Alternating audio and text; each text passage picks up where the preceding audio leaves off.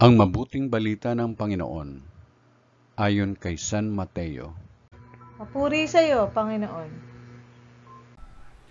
Noong panahong iyon, sinimulang ipaalam na ni Jesus sa kanyang mga alagad na dapat siyang magtungo sa Jerusalem at magbata ng maraming hirap sa kamay ng matatanda ng bayan, ng mga punong saserdote at ng mga eskriba, at kanilang ipapapatay siya.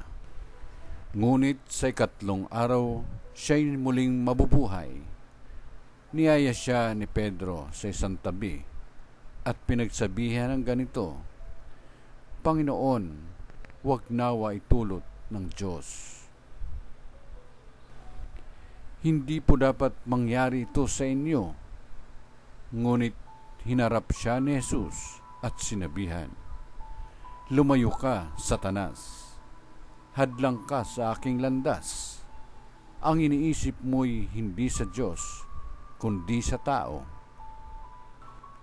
Sinabi ni Jesus sa kanyang mga alagad, Kung ibig ninumang sumunod sa akin, limutin niya ang ukol sa kanyang sarili, pasanin ang kanyang krus, at sumunod sa akin.